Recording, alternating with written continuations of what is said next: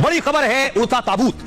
नेपाल में आज हवा में आग लगा हुआ ताबूत नजर आया उड़ता हुआ। तस्वीर दिखाइए जरा पहली। ये आप देख रहे हैं, ये प्लेन घेरे में आप देख रहे हैं, ये प्लेन किस तरह से आकर क्रैश हुआ और उसके बाद आग की लपटों में धुएं के गुबार के बीच आपको नजर आया। इस तस्वीर ने दिल को दहला दिया। लेकिन ये हादसा हुआ कैसे, क्या वजह थी इस हादसे के पीछे, 72 लोगों की मौत कैसे हो गई इस विमान क्रैश में, ये मैं आपको बताऊंगा। इसमें 5 भारतीयों की मौत हुई है जो पैराग्लाइडिंग के लिए जा रहे थे पोखरा। 5 हिंदुस्तान के लोग भी थे। अब मैं आपको बताने जा रहा हूं कि आखिर प्लेन क्रैश क्यों होता है, क्योंकि इससे पहले भी बहुत से प्लेन क्रैश हो चुके हैं। अगली तस्वीर दिखाइए, आप देख रहे हैं, ये प्लेन क्रैश हुआ, ये आकर गिरा है नीचे। ये पूरी तरह से आग के गोले में तब्दील हो गया प्लेन।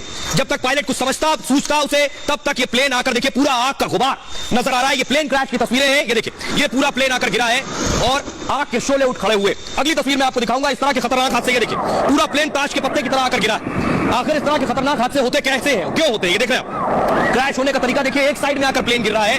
क्या तकनीकी खराबी होती है, पायलट कंट्रोल खो देता है, या फिर मौसम वजह होता है, क्या वजह है इन हादसों की। अगली तस्वीर दिखाइए, ये देखिए कैसे ये हादसे होते हैं। पूरा प्लेन गिरा है, देख रहे हैं, रोड को क्रॉस करते हुए पूरा प्लेन जाकर रोड के दूसरी तरफ इधर आकर गिरता है। ये देखिए, फिर दूसरी तरफ जाकर गिरता है ये प्लेन। ये जो हादसे है ये बता रहे हैं कि क्या प्लेन असुरक्षित होते हैं या किस तरह की खराबियां इन प्लेन पर आती है, जिसके बाद ये हादसे होते हैं दिल को दहला देने वाले। ये देखिए, रोड पूरी क्रॉस करके गिरा है प्लेन। ये देखिए, ये हाईवे है, फ्लाईओवर है, जिसके ऊपर से जाकर देखिए गिरा है। पंख जाकर प्लेन का जो विंग है वो यहां जाकर लड़ा है, ये देखिए, पर जाकर यहां लड़ा है प्लेन का। अगली तस्वीर दिखाई जरा, ये आप देख रहे हैं, ये टूट गया प्लेन। ये लैंड कर रहा था, यानी ये इमरजेंसी लैंडिंग थी। इमरजेंसी लैंडिंग से पता चल रहा है रेगिस्तान में लैंड कराया गया और उसके बाद कई हिस्सों में प्लेन टूटकर बिखर गया। ये देखिए, आगे से कॉकपिट टूटा है, सबसे पहले कॉकपिट अलग हुआ, उसके बाद पीछे कई हिस्सों में अलग हुआ, टेल अलग हो गई विमान की, और उसके बाद पूरी तरह से आग के गोले में तब्दील हो गया ये विमान। अगली तस्वीर में दिखाऊंगा आपको, अगली तस्वीर दिखाइए, ये देख रहे हैं, ये प्लेन इसी तरह पूरा जाकर समंदर के ऊपर, ये समंदर आप देख रहे हैं, पूरा प्लेन समंदर में गिरा और सीधे समंदर में समा गया।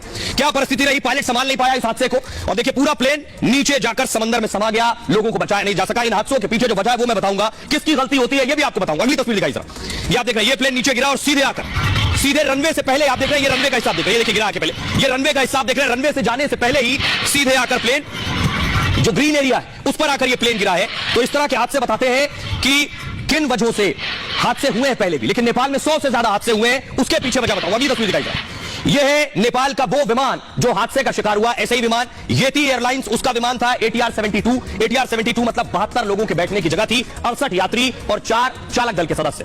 अब हादसा कैसे हुआ, अगली तस्वीर दिखाई जरा, ये आप देख रहे हैं, हादसे के बाद की तस्वीरें आपको देख रहे हैं, विमान किस तरह से बीच से टूट गया है, ये अलग अलग हिस्सों में पड़ा है। बचाव दल यहां मौजूद है जो लोगों को रेस्क्यू कर रहा था, लेकिन एक भी जान नहीं बची है इसमें। बताया जा रहा है, चश्मदीद बता रहे हैं, हादसा इतना भयानक था कि कोई बच ही नहीं सकता। अगली तस्वीर दिखाई जाए, अगली तस्वीर ये आप देख रहे हैं, पुलिस स्क्रीन लीजिए जरा, हादसे के बाद की तस्वीर आप देख रहे हैं, ये आप देख रहे हैं कि आखिर कैसे हादसा हुआ। उसके बाद रेस्क्यू दल वहां पहुंचा है, बचाव के लिए रेस्क्यू दल पहुंचने के बाद लोगों को बचाने की कोशिश हो रही थी, लेकिन किसी को बचाया नहीं जा सका।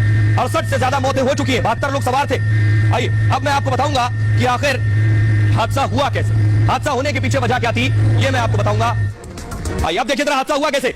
ये सबसे पहले देखिए, विमान उड़ा, विमान उड़ने के बाद टेक ऑफ किया विमान ने और आगे बढ़ा पहाड़ियों के बीच, पेड़ों के ऊपर से निकलते हुए विमान आसमान में चला गया और आसमान से आगे बढ़ रहा था, वहां कोशिश कर रहा था विमान लैंड करने की। आप देख रहे हैं, लैंड करने की तैयारी में था विमान और लैंड करता उससे पहले ही कुछ खराबी हुई, विमान आगे बढ़ रहा था और टकरा गया। टकराने के बाद विमान सीधे जाकर गिरा है। रनवे देख रहे हैं, दूसरी तरफ रनवे से ठीक बगल में पोखरा, रनवे से कुछ मीटर की दूरी पर गिरा है, उसके साथ लगी हुई सेती नदी भी थी। अब पूरी कहानी मैं आपको सिलसिलेवार तरीके से बताता हूं कि कैसे यह हादसा हुआ। देखिए जरा, हादसा ऐसे हुआ, काठमांडू, नेपाल के काठमांडू से येती एयरलाइंस का विमान क्रैश हुआ, यहां से उसने उड़ान भरी थी। विमान में 68 यात्री, 4 क्रू मेंबर सवार थे उस वक्त। विमान 10:32 पर काठमांडू से रवाना हुआ और काठमांडू से आगे बढ़ा 200 किलोमीटर दूर, इसे पोखरा जाना था, यानी डिस्टेंस बहुत ज्यादा नहीं था, सिर्फ 200 किलोमीटर जाना था। मुश्किल से कुछ मिनट लगते पहुंचने में। विमान आगे बढ़ा पहाड़ियों से होते हुए, नेपाल में बहुत सी पहाड़ियां हैं, पहाड़ियों से होते हुए ग्रीन एरिया से आगे बढ़ते हुए विमान खुले आसमान के पास पहुंचा। वहां मौसम बदलने की भी परेशानियां होती। पोखरा उतरने के लिए अब क्या हुआ उसके बाद देखिए, आखिरी के कुछ सेकंड्स में आपको बता रहा हूं। पोखरा उतरने के लिए पायलट ने 2 बार एयर ट्रैफिक कंट्रोल से परमिशन मांगी, जिसे आप ATC कहते हैं।